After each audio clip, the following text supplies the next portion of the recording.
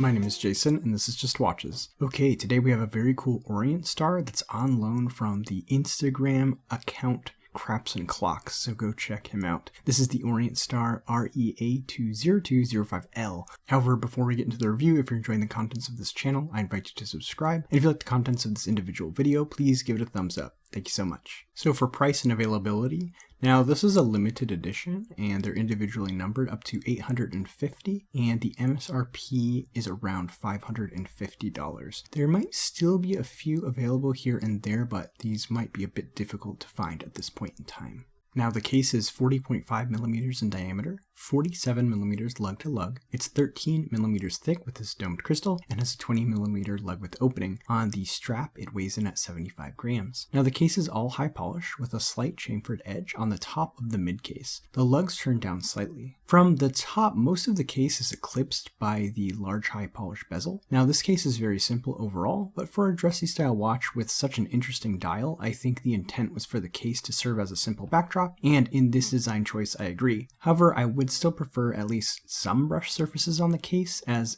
it is quite blingy. Now with the strap, first of all, I'm so glad the lug width on this one is 20 millimeters. It gives you a lot more strap options. Sometimes these Japanese brands use 19 or 21, and just here in the States, it's difficult to find as many strap options at those lug width openings. Now the stock calf leather strap is very nice, if not a bit stiff. It's a dark blue color with matching stitching. It also comes with a signed deployment, which makes putting the watch on and off much easier. This deployment will also help preserve the life of the strap. You may notice the tail end is attached to the top of the watch. This is common with Japanese watches, and I actually find straps are very comfortable when you wear them in this orientation. However, if you're not used to seeing it, it may look upside down to you. The screw-in exhibition caseback helps provide 50 meters of water resistance. For this style of watch, this is fine. This information around the edge of the caseback includes the individual numbering of this limited edition. The display window also gives a nice view of the movement, which is lightly decorated with some perlage. And then you have Orient star engraved in gold with the logo on the rotor. This watch is powered by the F6R42. This is a hacking, hand-winding, 21,600 vibration per hour movement with a 50-hour power reserve and a stated accuracy of -15 to +25 seconds per day. It also features a power reserve, something very common on Orient star watches, which visibly displays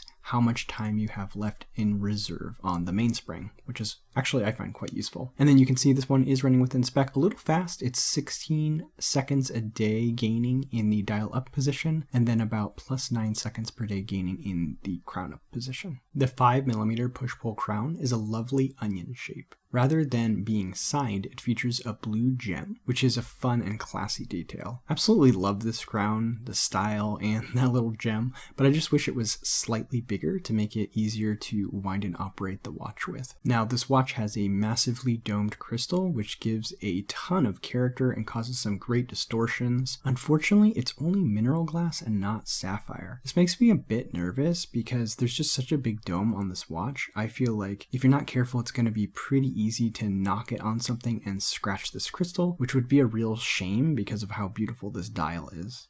So the dial is spectacular and doesn't fully come through in pictures or video. Now, obviously the dial is supposed to look like the night sky, but what might not be immediately apparent is that the center of the dial is a deep blue that fades to a light blue at the very edge of the dial. This gives the effect of the very beginning of night when the sun has just set and the stars are starting to become visible. It's an awesome effect. Around the very edge of the dial are marks for each of the minutes with applied indices at the cardinal positions. The remaining positions are marked with Roman numerals. These are actually quite subtle, but the applied markers at the cardinal positions catch light really well and assist with reading the time. The inner part of the dial has a power reserve that's also very subtly marked to sort of blend in at 12 o'clock position, and then you have an open heart at 9, and then the Orient star logo, Orient star, and automatic at 6. All of the printing on the dial is subtle, much like the Roman numerals, and again this helps from not distracting from that dial. Now, while I love open heart movements, I do wonder how this watch would have looked without one. That said, overall, the dial is spectacular and well executed. The hands on this watch are gorgeous. They really pop against the dial, and in combination with the applied indices, make the watch easy to read. All three are of sufficient length to easily tell the time, and the second hand is a lovely rose gold. This slightly clashes with the golden shade of the balance wheel visible through the open heart, but this is not something you're going to easily notice. This is a very classy handset. And here is the watch on my 6 3/4 inch wrist at 40.5 millimeters millimeters. I think this is a size that will make a lot of people happy. I would love to see this be closer to 39 or 38 millimeters, but that's just my personal preference. Pros and cons, starting with the pros. Well, overall, the execution of this watch is excellent. The dial, hands, applied indices, and printing are all done in a cohesive way that makes the dial visually interesting, but also easy to read. Second, the strap is really nice calf leather. Oftentimes at this price point, you don't get the best leather strap. Also, with the 28mm lug with opening, finding another strap would be simple if you don't like this one. As for cons, I think the biggest con is that this was a limited edition watch and will be difficult to find if you want one. Second, the lack of a sapphire crystal, especially with this massive dome, is a huge oversight on this watch. I just really wouldn't want to see this crystal get scratched up. Last, while I love the design of the crown, I wish it was a tad larger to make winding and operating the watch just a little bit easier. For comparables, you could check out the Seiko Presage line, specifically the SSA439J. It has a really cool dial. Obviously, it's not the night sky, but it's a dressy style watch with a cool dial and an open heart. For a lot less, sub $200, you can get Orient's. Just the Orient line, not Orient Star, has a lot of open hearts that kind of fit the same category, obviously with a little bit less exciting dial. And then if you want to spend a bit more, Tissot has some pretty cool open heart designs, very more towards the sport watch, but you could definitely wear as a dress watch if you preferred.